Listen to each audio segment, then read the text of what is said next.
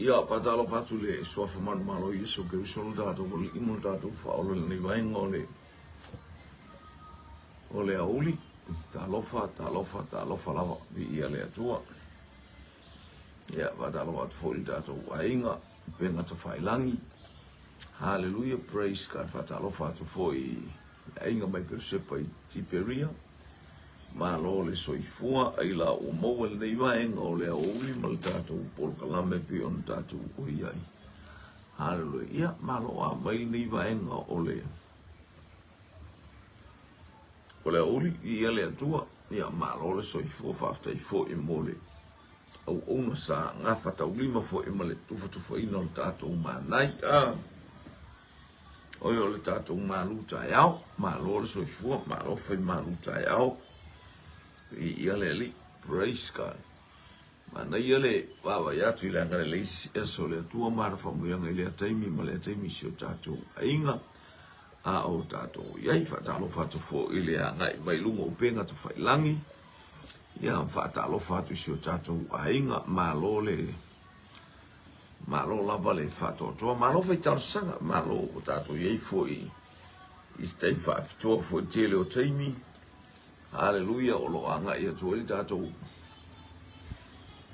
Ainga au a fo ilwa vai atu i pokalame ana i whanau, ia whamunia lau.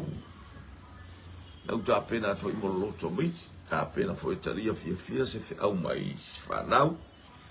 Hallelujah, o tā pena i lātou e moli mai, so lātou sao e ala le upo le atua whawina. Ia, lo manuia samo nei le tau o le ho tātou iei fo i le masina lona se fulu o le tau sanga ia o kitopa. Ia o lo manuia mea uma ia o kitopa vi ia le li angana le mai le li i mapa i mai le atua.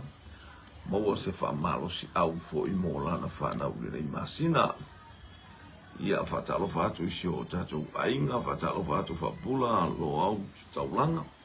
Ni ia le li i malo le soifua. Praise God. Ele ana leia te oele. To fine ia ngata foilea ole no faalo vi ia le li. Fia tau sala tolu ono vi ia le atua. Ma lore soifua le ngata foilea fitu fuma yama. Uso au ona o mai lau mua i Wellington ma lore soifua.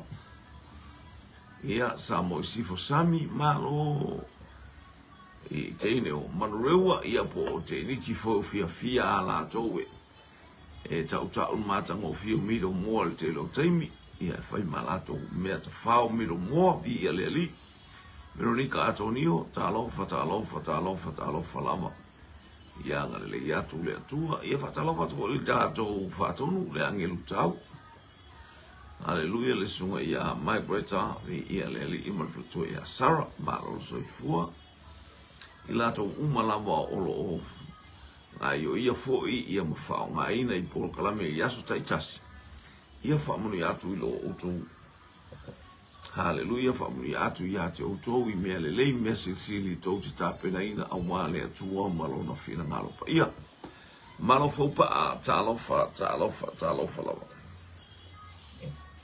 hallelujah le tato tau mai fo il nei fo i hallelujah praise God. Hallelujah, praise God. Ele o tātou tau mai fo ele ni fo i vaenga o le aso. Manuia le tau le toi lo minu te Charles Fuma le lua le o tātou taimi whatasi. Ia whatalo whatu fo ile lofi la ulu. Hallelujah, talo fo mai o a mai le te au i tono Victoria. Ia malo le soifua, alo whatele atu, malo lava le soifua. Hallelujah, ia te oele whalitua.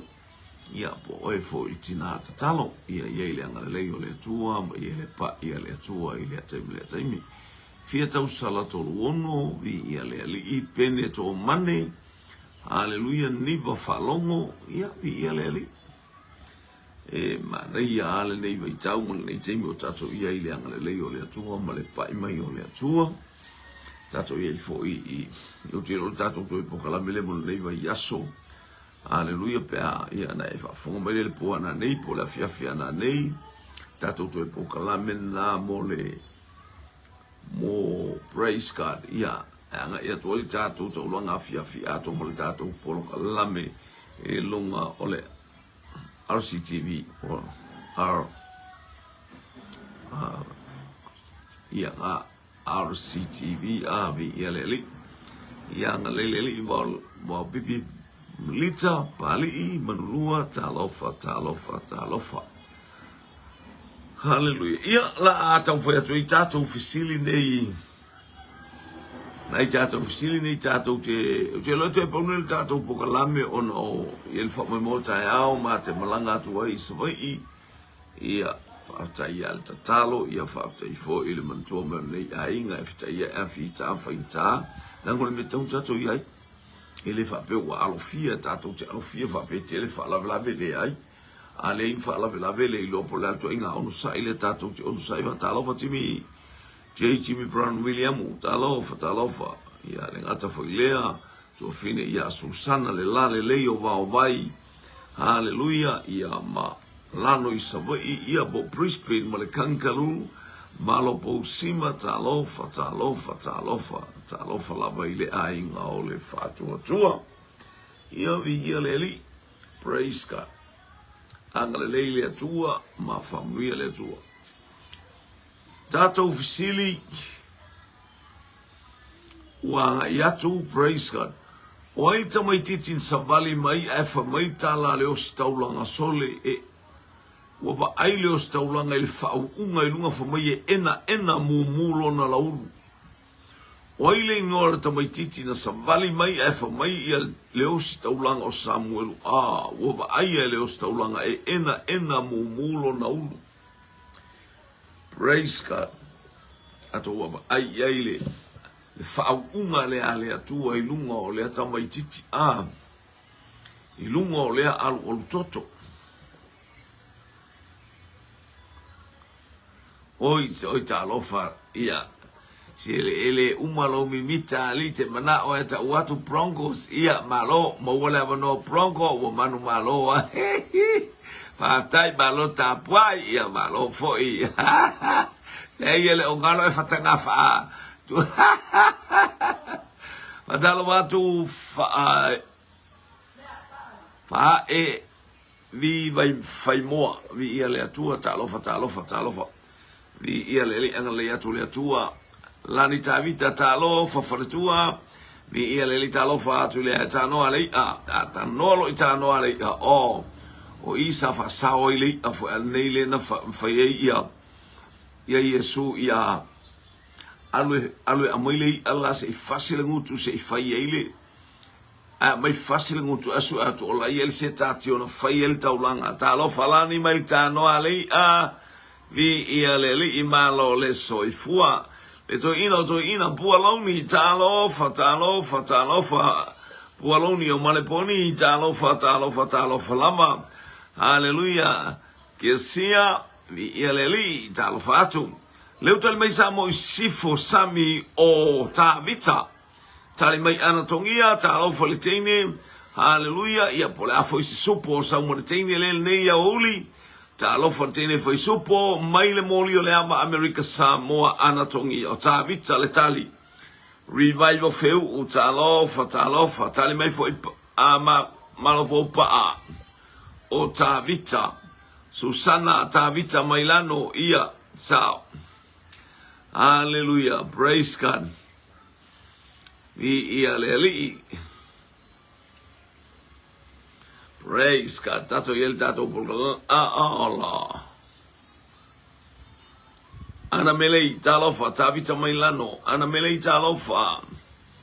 Praise God. Hallelujah. Fafowina tanielu le tamamai otara talofa otara pualonil toi ina. Mai maleponi le neita yao talofa maleponi. Vi ia le lipo otale mai maleponi le neita yao vi ia le ali. Hallelujah, maletali ia tavita, praise God. Pafuina mayaba maletali o tavita, maupipilita, manulua maletali tavita. Hallelujah, praise God. Manuluatu ele ifaletua Susana ali, ele ifaletua Susana va molmoli, mena ele anga iso na fai mena te ufa bom. Wala au mai to ina e te no mo va te wa fa no fa fartua lo wa fine e los fartua Susana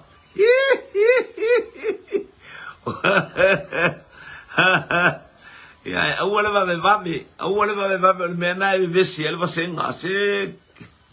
Hallelujah. Ia le atua fa aftai mo le fatalofa. Mata ngofio le nei taiao ula faleni. Ia le ali praise God. Tia si osi great. Talofa le tamale mai sa paitea. Ia le o sausa o tavita mai sa tu paitea. Hallelujah. Io no ale te uvo mai ol fartua Susana. Ele ia fai mai Susana o ios fartua. Te le lopo fartua ole Monique el teni ele. Josephine Marian, talofa. Ai mai no e mama ole ala poloni tavita ya Koreata. Praise God. Hallelujah. Ale ko le fiki lungare le. Hallelujah. Praise God.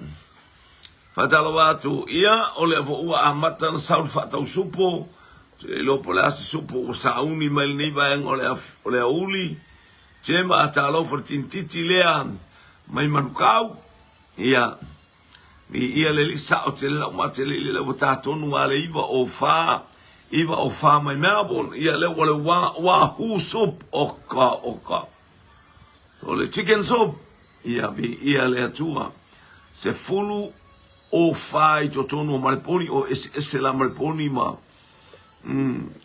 ese malponi ma ia le atua praise God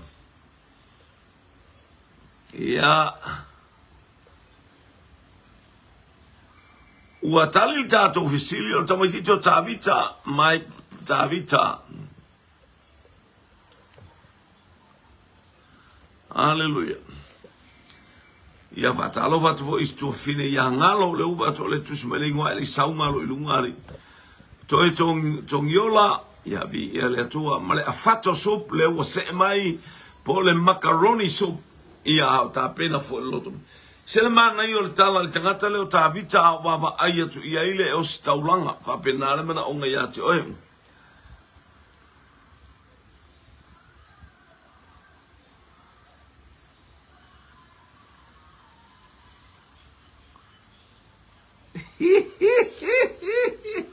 Ia mena langa o te mana awale o sobale. Se langa al fatonu so le o sobale. Te ia u fai mai ali o el fartua. Ia langa la ai na ilo lang fatua sa ni le malanga ia auto i Brisbane. Ia sa ola fatalovatu le aingo le to combination soup le foto ai mai.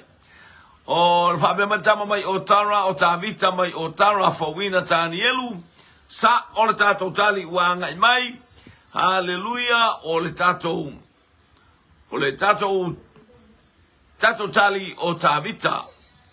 Selmana ia o e fa unga i lunga ia te o tilo mamawatu i loa ia o me fai. Hallelujah, i lo lau mata fia lau mata ata va aiatu i lo to anga va aiatu e tulo e yelo tangata le fale. Te leno fo le leite manao ina ia faise me tawai ale i o ese Joe Wayne ia le li to ngiola talofa ia tamaita yo le mota hallelujah vi ia le atua revival feu hallelujah o se le mafaya ia langa fa malu tu le sunga angel tau langa oile fa sa Brisbane ai ngata le mafelo inga Susana hallelujah aolaya onga ia e oile ile onga lo pulotu ai maino e mama ole ala hallelujah o aina ia se mau mai tato ofisili le manai tato ofisili manai on tala ole tala mo tala ole tala mo na yele fa unga yona lunga me uma fo ino na faia na fata unu wi la bal fina ngalo le to ino faima na fa u faima tup ia lo stangata fa lia le vale ele stangata fi na wo to ave o tupu le ki ngankuri kuli tangata e saulo ai alu a malengungu hallelujah Margaret Crichton good afternoon ia le li tene le mai Hawaii ia ele nga leo le to le nga mai hallelujah Praise God. Ia, whaamanuia le atua isi o tātou. Ai ngā whea tusi e te maua ai.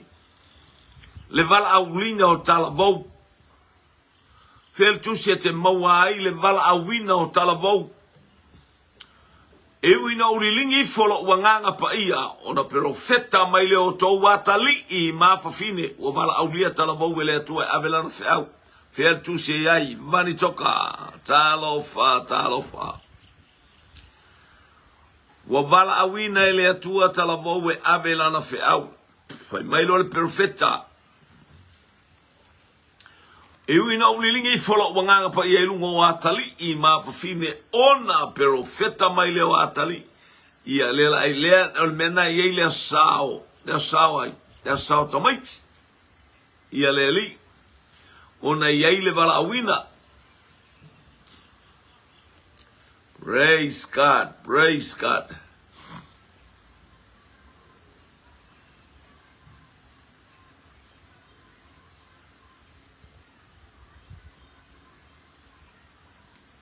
Oh, ia le atua. Ia la sa o le ia la le afo. La sa o le fatalofa o lo keika. La nga o lo keika. Lo keika le o umara wika i le Marita Crichton Maltali Yoelu. A malo faupa a Yoelu o keika ele ali fekalinga.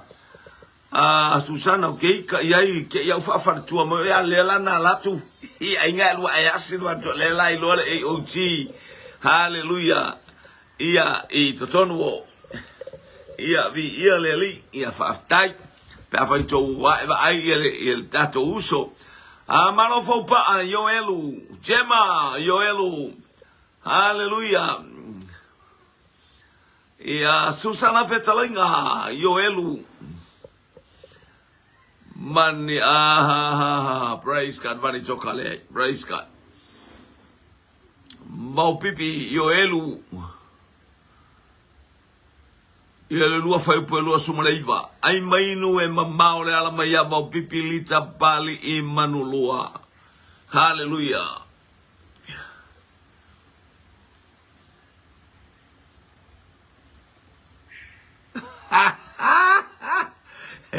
Le ai ola au ia storm. Lengo te fialu miena pe o storm o le matangi le pe fa ia inga I le mako au le Wellington o ki fialu a storm ki fialu foi oi les foi storm la sau oi la le hurricane I a storm yo a pe malo si ke le akula I le hurricane ya malo le Yoelu maya ana melei Yoelu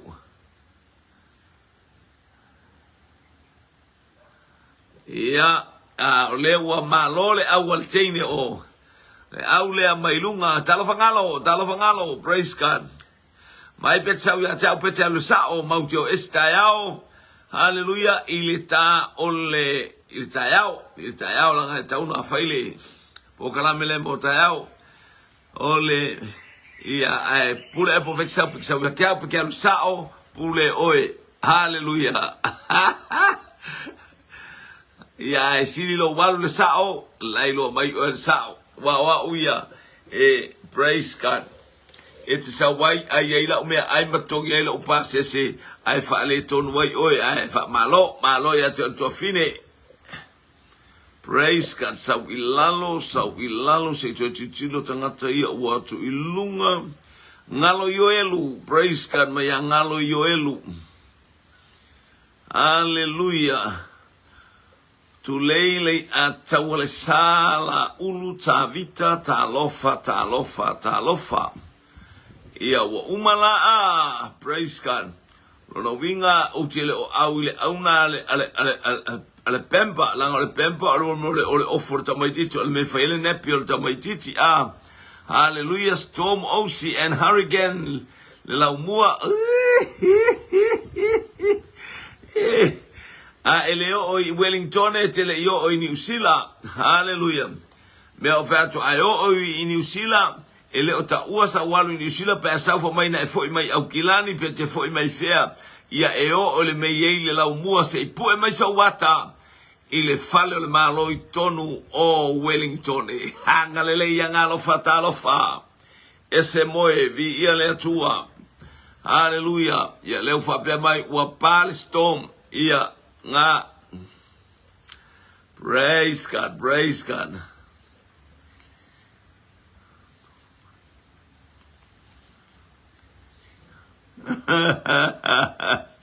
haleluya ia praise God sawati ngan mon ina ia ua tali le tatou fesili praise God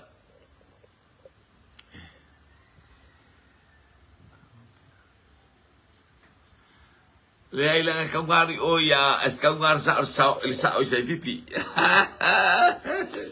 haleluya ai asau ya ta we passe se ya la ta vale vi ia le li ai faftai mo le awa soli praise God hallelujah rislolo sale le ya ta talofa ia wa tali tatou fisili le na nga ya tu a o yoelu profeta leo lo iaile fi au mo talavou ia profeta e o to watali I mo to wa fine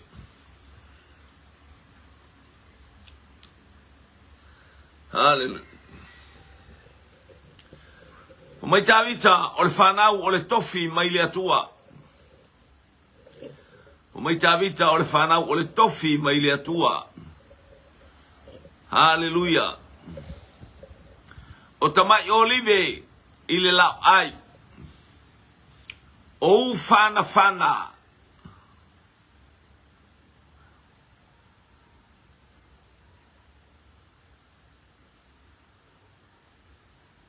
praise God ia nga walelei ia oso ia el meke nga o ai hallelujah praise God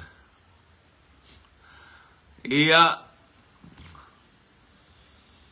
o le fana o le tofi mai le atua o le fana limo le toa hallelujah tamai olive ia eselemana I o le me faa tusa I aina ia tatou fana o le ata o le faa unga hallelujah pea o ina tafe mangalo fa manuyanga le atua ia faaftai samo sifo o le utalu samo sifo o salamo la tusiete mawa ia tusiete ia foi tau e tolu au tu ina atu mo le sao tamaiti hallelujah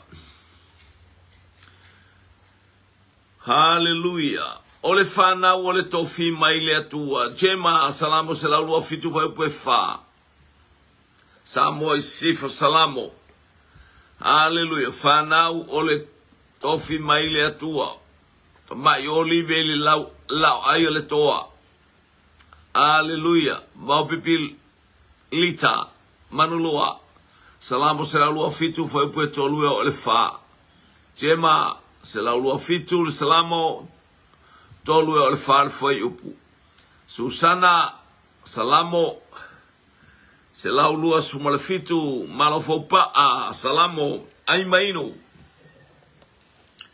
e mamma ole ala praise God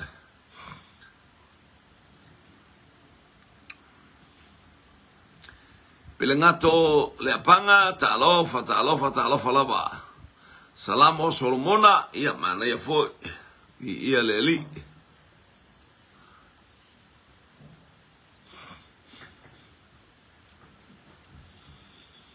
Ai maino e mamao le ala.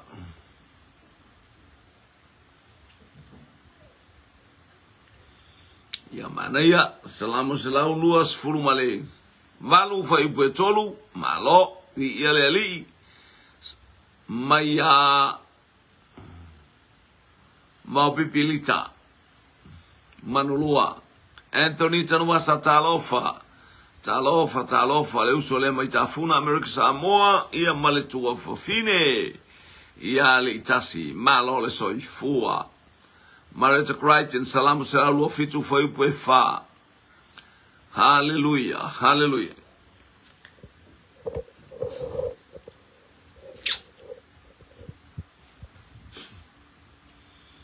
ia o fa malo si auna mo le aso tamaiti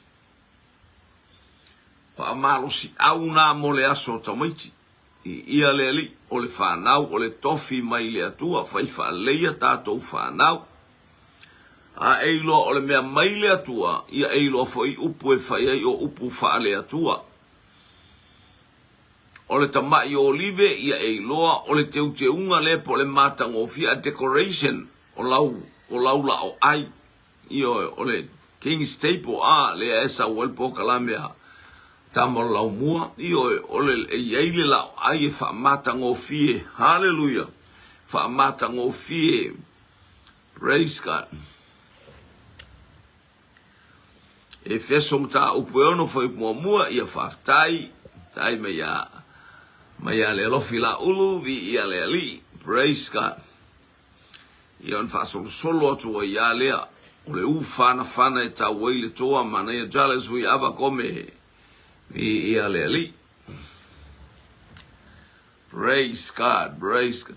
O ai, o whea te maua i eile tusi lea, e whanau le tama e tu i momo le ulu le ngata o le tama o le lotu tamaiti, o le tama malosi. Hallelujah. O ia, na te matuata lepe le ulu le ngata, o whea le tusi e iai. Na fo ia la aunga le tamaititi le na vaenga o le whi aua le atua. Whanau le tama e le ostangata matua, pe whapea mai o le profeta, pe whapea mai o le hallelujah, o se ostaulanga, no, pe whapea mai o se angelu o le tamaititi e whanau le tama.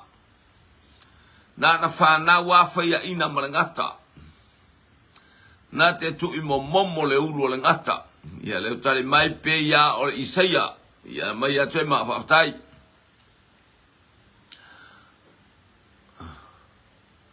Nu wao ai o matas pai a ta alofa tua fine, ia malo mo le anga i mai whamnuia le atua, malo pau sima ta alofa, le alofi la ulu, ke nese mata upu e tolu fai upu e sifuruma le lima, whaftai. Ia se e mai fo il sa o teine o sa mo sifo sami le tina tatalo kenese ai le maua mai le tusi le maua tusi ai le maua mta upu ma le fo upu fe tu fo mo yava Isaia fa longo le faingo le tala e fa na le tama e tu i momo le ulo le ngata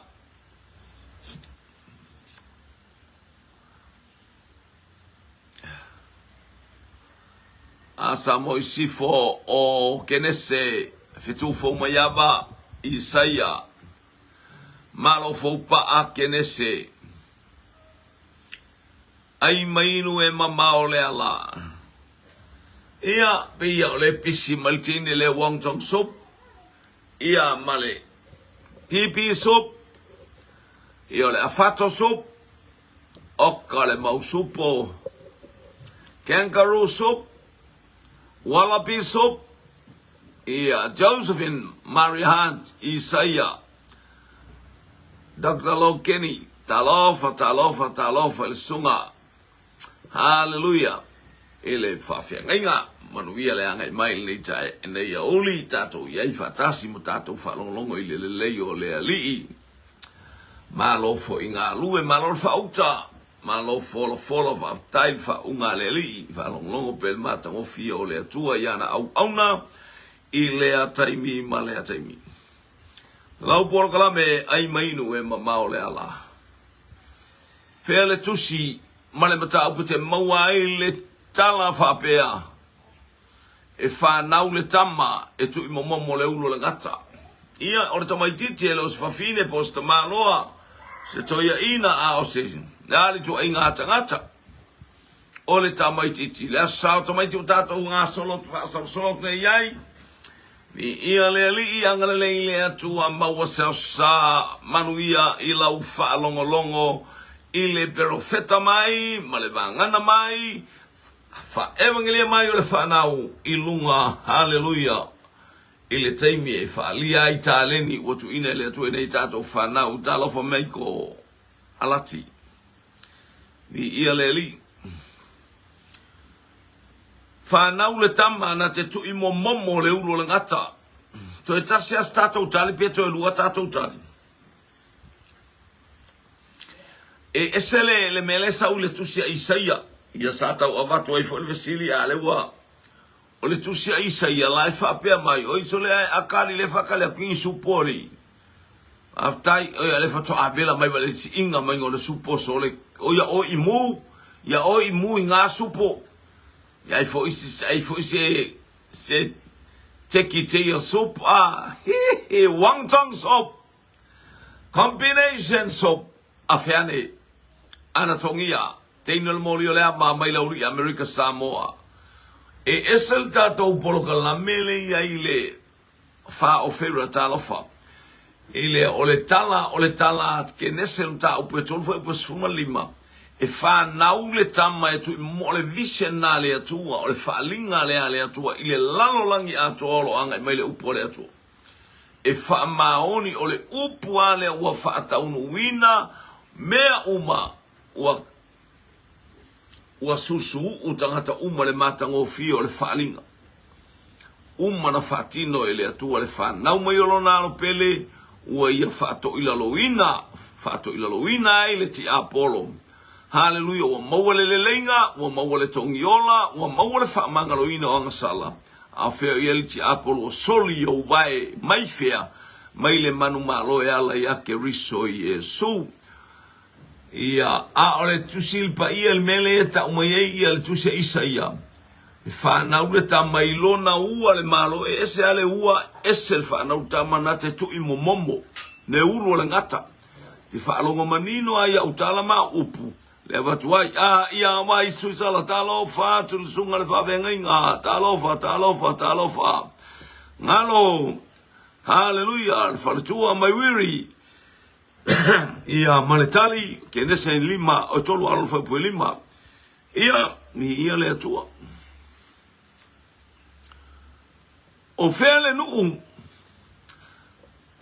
nu sa mau waita mai tala vole na talai e winga e fa malolonga le atua fele nu sa tala i el tintiti na tala i el fa malolonga le atua ia o tamaiti ale tala noa fele nu na mau ai pena ave fa tangata o tau el tintiti lea lale wa moli mawane lale wa sasawane la natala oka le mafau le tai ai le fingo le tala oi aya ele ta fia langa lilingi ole nganga pa ia profeta mai o to watali ma o to wa fine fele nu na au ma wai pena ave fatanga o to wa le tini le fatai mare te krai ten le mo watu tato tali va tai fo fa malo si mai mata o betol vai posuma lima le tusia kenese fa na le tama le usu ya tu tato polo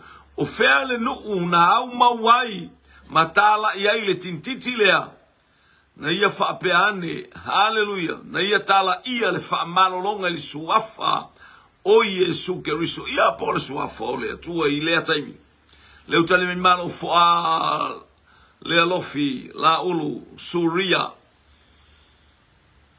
tali mai voi tema fili hallelujah faltane tene mai sili masat paitea na ame sur ortene na suria malo fo pa o suria sayai tema luar tu mata upelima faftai motali le wanga mai ngalo ole nu ona manu o asuria ia le misile asuria o suria ab esele a tu o suria ona manu ole suria ele o se asuria tamalo le Josephine faftai ngalo na le ab esele asa o lola utali Josephine Maria Hunt oh hallelujah malatali suria Marita Crichton tintiti mai Hawaii pipi mai ai ole suria anga mai ai foi ia le failaunga le tala le lei Brother Gray hallelujah malatali suria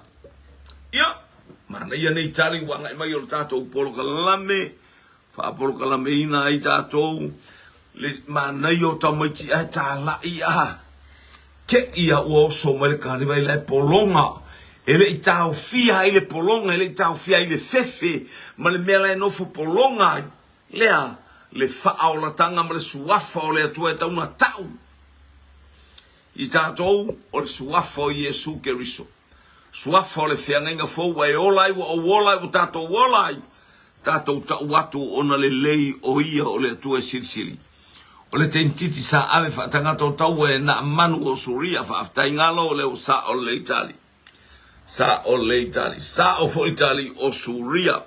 Io inano fo nofo ai ai atu le mai talo faele moe ma ia la ua o level fia moe at si fa fine. Ala fa yatu ia la tintiti ala me wale mo moe ma stoi ino. Ala no fo mai tuare pala mo no fo mai ole la pa fa pela. Please tangata le tau alo fo mai ba ai mali lo loko.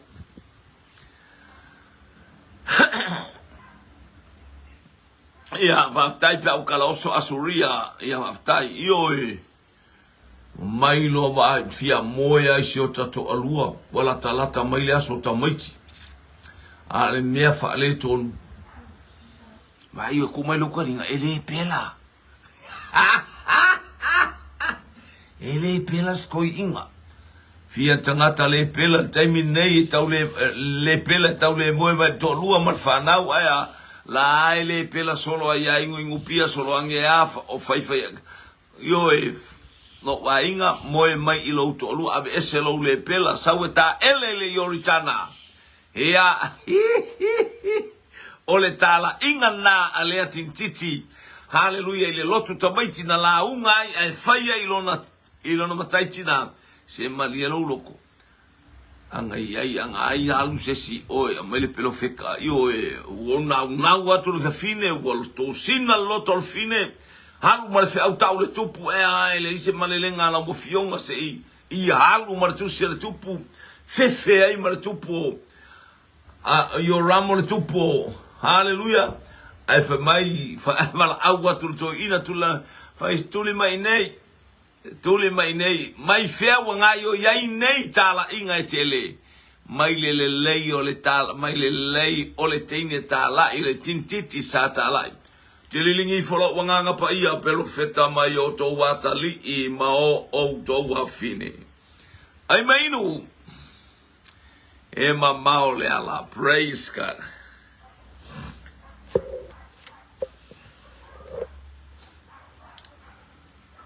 Oile na fa oile ona la na la unga len fa yona matua te no no ta tau no ia ile fale o lo tama oi vai wa ko su uma loko mai ki ala le ai fai mea ia o aso ta no le lo ta tau no ia ile fale o lo tama ia o ai ana o ta mai titilea o ai le ta mai titilea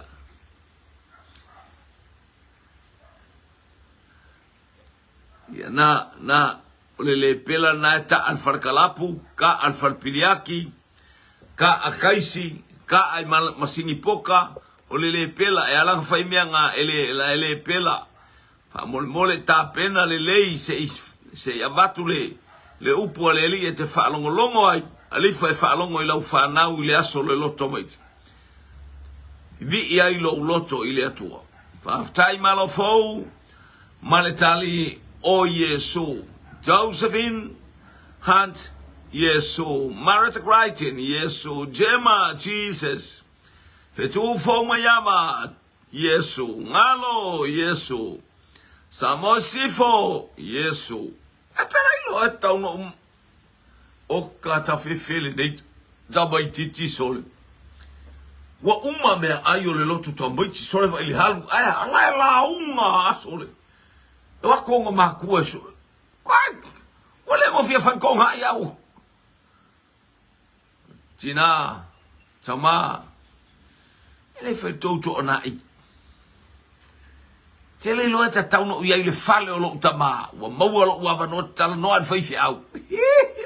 Okay. Se o kong fa la pe fa yo la in interest ka mai ki ka la ngot fai au. Pe fa yo sau o la mana o la fa yo fai tato onai. La ia se me le foi le tele oe ma nei el fatinongo tat ma nei el autotala matala le autotala ma up va se le man ia fa Sofia le lotol fai fia wala ale wo su fa mai te lo e ta town o ia le fale o lo tama Sele fala, talofa. Ia, sele mana, ia. Aleluia, ia faftai, Maria ma Iosefa.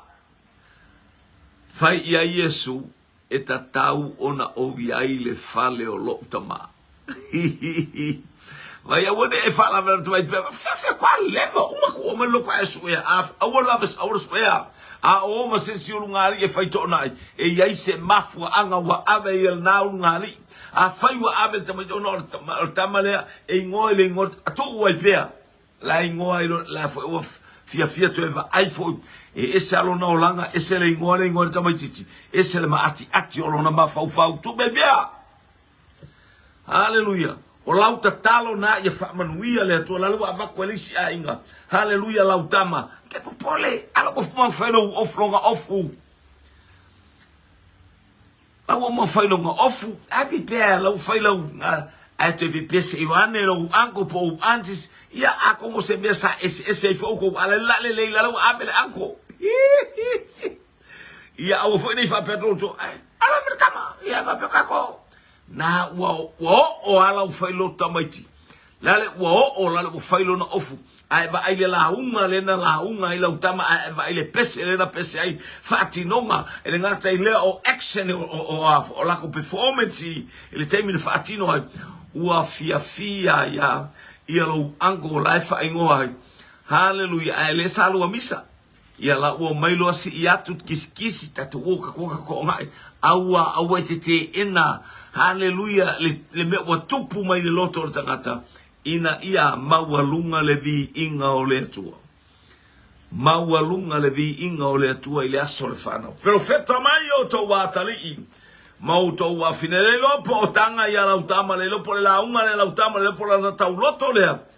Efesuia ina ai le olanga o lou hainga. Efesuia ina ai le olanga o lou tuangane. Efesuia ina ai le olanga o lou tua fine ai alo tama. Ai alfa monianga le loto al faifi au. To ati lo tilo ale faifi au stamayiti la itici. Ai amatala tala lo na mafau tu la mana al faifi au se tal no ia ima abe ia sei fa sei ai man faifi au. Ia le to se itapol ai le man ia le li. Ele leile atua i taimi umalama praise God. O le isia tatou fesiri. Tama ole afi male fafie a fe po me skama moi a fe ai no ga yengi ma moi le ngi ko nga va o ka o mai o ai leta mai titi watala no ole afi male fafie a fe sa ma moi o siel taulanga o ai. Haleluya, es el matalo le atali. Haleluya, va ile alwatu male mafafie. Haleluya, le amo to tamitra wa tu le asini ol mela yel to alwala le. Ale wa martama ele mana o yamo mana o yalo. E mana o yalo mal fafie. Haleluya, la ngona yona tino. De ato le fafie le. Ale wa fa mai lon tomata ma. Fela tikama moi. Fa pel tamatiti fa le tonu ma fa wolon tama. Aya.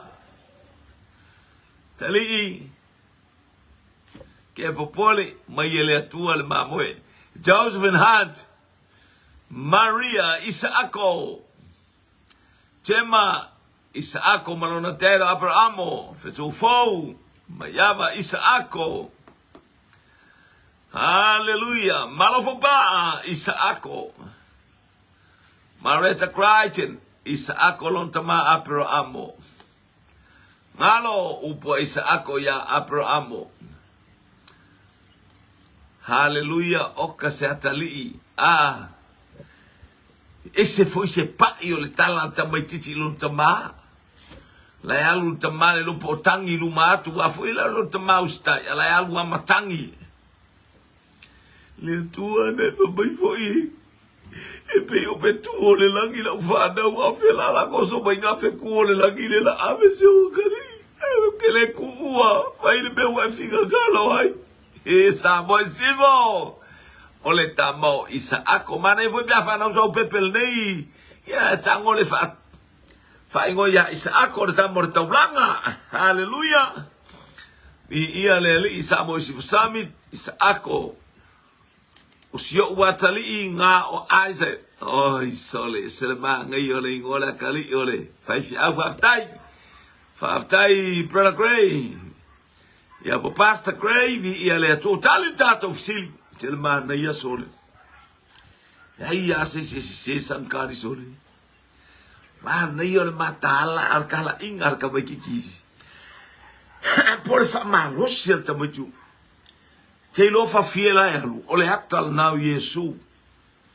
ole ato Yesu la carry akulo na sataulo ole ato Yesu o amo atulo na sataulo anga ia tu ikorokota o ina tonu ale meleta o moria na faiye le malu e Solomona o ina na tanu wai e Tabita le ulu o Koriata o le mena e ta o Jerusalema o ina e ta ua hallelujah praise God o Siona o ina na tua ilunga vai o Keriso na tanua ina le ulu o Koriata ai na tua vai o Keriso ilunga tua ilunga lo na satauro le ulu poonga le ulu le ti apolo e fa na ule tama na te tu imomomo le ulu le ngata la le wa fao ila lo tua ilunga satauro lo tato wali hallelujah le abenga fa fiela le Keriatu la le watu marta maititi fa mailan tartama awana ifaya lo loto a o lo fina ngalo o le afi male fa fia feo ia ista mai moe tama atali e au mai ele atua le taula ele moe o se ala le kaki ilo merta mai tira kaki hallelujah le atua la upura pe mai tia o pe o petu le langi e pe one le sami la ufana ale ole au kilo wakali ai awana ifaya lo loto ai faile me o e fina ngalo iai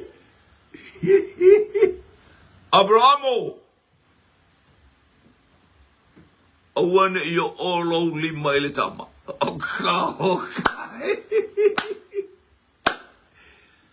wate ile malo le sofa fo ia le ili Israel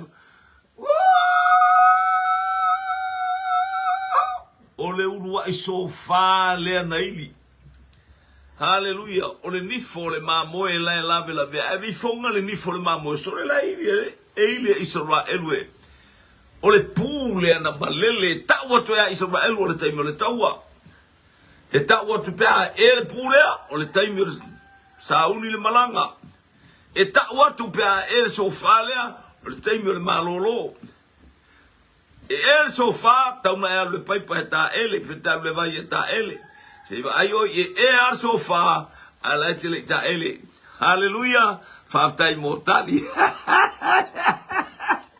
agar ke ele fa o so temba ba Napoleon le lu ta lo la vi ele li le ga mai yo si o ta to ainga vi ele to praise God ia te lo peto tasia se tato la unga fata mai titi ia wai ona upuia o seu no fafo i lo fale fafta ia tau o ia na o te osia to wai taulanga ia te wai la mai u fale mai u fafo mai lo fale pe au fo i mai manuia fa feiloa ia tau le atua o ia le na o te osia to wai taulanga o ai lea na uru fafo mai le fale.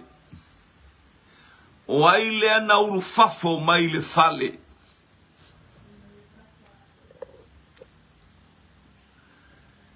Ia ono sa i mela utali tina se i langa le te nofo mai e whara mai langa lai mamau o la wangla. Ai mai no e mamau le ala. Fe au mo talamou, fe au mo i tato lo i ele wala awina whaptoa lea tua i talamou, o te awina i folo wangang pa, ili lingi i fo. Pero feta mai to watali i mau to wafine. Hallelujah. Sele te leo le fe awa. Pero feta mai, lela mai. ile pese lela vai ile siva ola launga te lo la utama e mai ai mata o isi ai ngala ai sia leanga e masani launga ola ai pese le utala no mai I le o si to sa utasia ila lo o kale le vari ngo me kari ali are o fela ya tema ye fata ilona fine Mike ye fata mai sale aula masa napu matama le pa matama le vai ngalu ai alanga suposau faftai berto wangale le yane ile fatonu malo fopa a ye fata Petu fo mayama ye fata ai mai no e mama ole ala praise God. Hallelujah. Susana Fetalainga ye fata ngalo. O ye fata aina mua mai. O ye fata aina mua mai lo na fafine. Vaftai. Marita Crichton. Josephine Hart. Rafine o ye fata. Praise God. Marita Crichton ye fata. Rafine o ye fata. Susana. Hallelujah, hallelujah pe wafia ai wa aya wa anu masau ia si angel tau mai le baingalu. Hallelujah, le fa pe ba ortiti chale aula. Fa fine o ye fata mai asa mo isifo. Ai mainu. E mamao le ala via le atua. Praise God. Fa manu yanga le atua. Praise God. Tali tato ufsili. Tali tato ufsili. Samo isifo afine o ye fata. Ya. Selma na ia tereso. Praise it. Ia le esin ata fo ile popoto ole. Selma na yuta tato whanau. Ya. Talo familia David. Hallelujah. Le neiva engole aso. Fasoa. Le aluka. Ye fata talo fa. Via le tua. Selema na ia o mea mai nei tato whanau saure tintitile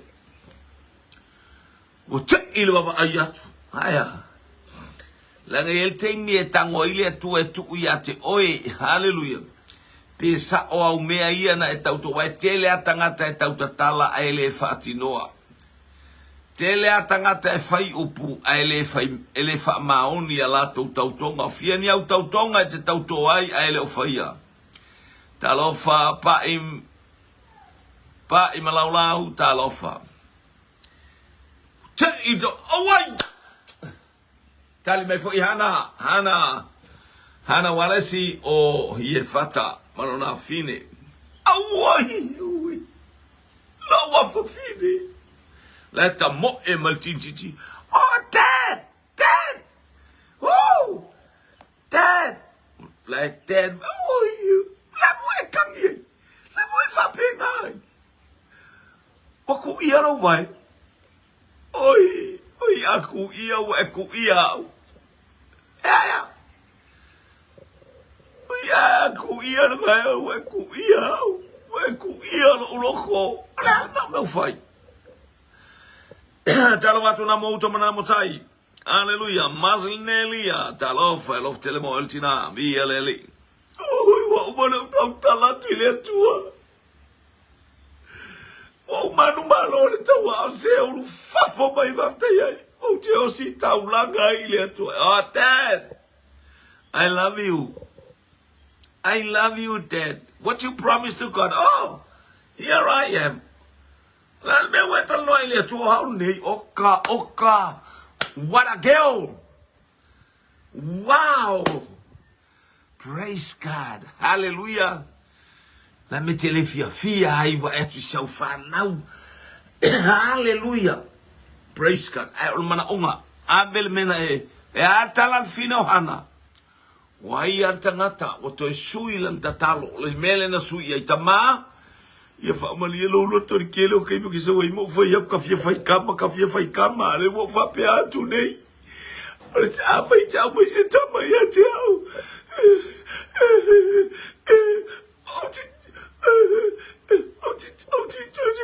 va foi tu ya tu e fai e lo tau langa e fai tau langa ma au na ya tu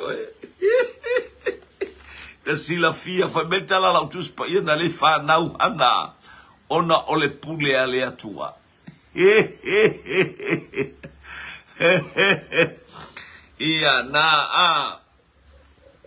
na tonua praise God al me wa tautoa ile atua fai a wol fa petelo mal me ayel fai fi awleta ya maleta on ole ba yasoleno fa to el mato ay nga mai lunga le ma fa el matil ta ya ole matu ta ya ia ele va po fa to vi ila u e kale si au fa to mati ta ya o mele mcdono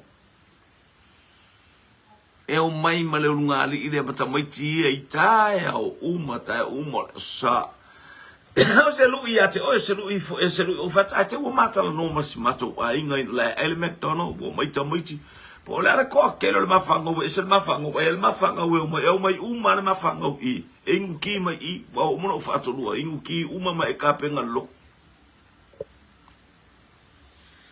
Fatu il mato wa inga wa owi loa a avelitala ia ile ungali ile matamaiti fa angata ile ila la sale ke fa angata ile sale na to ang maisti fai mai olo so i fu ale tu e to pe ana fa manu yang o la to manuia la se o a fa popo mo fa kele manuia o a inga fatu wasila fia ele tu o lato loto le fa man wia ya te lato ele ave se fa man yang ale tu iso lato ainga praise God au tabaya tu e o to tau fetuli anga me le loto to halu ta vale to ta pena mai e ta miti uma e mai am ile ti malungali mai la vaina o mai nei lungali ile loto it's about 4 years fire nei ngaruenga ia le tona fai la to tina o maliu so la to tina ai liu wana lis ai tau fai fi na uma ia ta mai ti la to te fa o le men fai la to tina praise God ni ia le ai ngole tu o fa na o le tu o male mo fa tu le ya tina ia anga le foi ta lo ye man wi o le atua ya te la tu ta te le va o ia man wi o le atua a lo lunga ya te la tu fa man yanga le atua I me uma praise God ia le atua ta pena yo isa vai hallelujah e fai a sata ta maiti ai ia ono le ipo si o la tu tina ia le o fa fonga watch tina ai le ma bai fa manu yanga le tu ele ai praise God ia le la seme whatever ai fa tu lau fa na we au ke po vai fa na o la fine oh dad la me ke po le o mana tala no ile tu fa mala le tinti e ma fonga o so I fa fo o la I lo la ele mana onga fa menuta ele manga avises kanga aya mana ia to no le ainga to no le ainga manuia na nga ke do le ye fa felo il tama aba palasi la lo tama matangi ya wewe aya dad what's wrong with you remember what to praise God I feel my ear le atu ai fa mai le tala ta mau umon silly this is a blessing lo ainga hallelujah praise le memana o ile atu o lo loto ma le mena e o foina fa manu ia le atu a tatu ta pena tu mo le asol fa na tele nei fa manu yanga o mai nei tatu fa da nei aso bo tatu fa pena fa ata ita tate tau tala atu ai tate la ngona I loto male nganga fa maulalo I luma o le atu bia tatou fa lo ngatu ai tata no mai la tatou fa na hallelujah praise God vi ia le li mai mi foi po le ase me tatou tal no ai Haleluya, vi ia le tu e fa malosi mai na ia tatou fo. Tau ia fa manu ia le tu ma tatou tapena tu mo se sa. O le fa na manu ia. Mawe o tu mawe a o mawe tatou uma lava le ainga o le fa tua. Ai mai no e ma ole ala. Le manu ia. Te lo te pa una tatou por kala me lo ainga. Au wala tatou wala tu lo tu maiti lo ia isi nai fo fanga le ainga. O lo tapena mo sa la fai le aso a tai hao. Ia fa manu ia le to tatou felo ai lu mo le to ta o te alo fa tele ia te uto angana le ia tu le to tau tai le tu ia te uto fa tai mo fa manu ia tu le sa o to wit ia te uto ma tu uma a o tatou ia ia le tu la o na tau tu ia te oe ma le lo to ma la lo na o Yesu. Amen.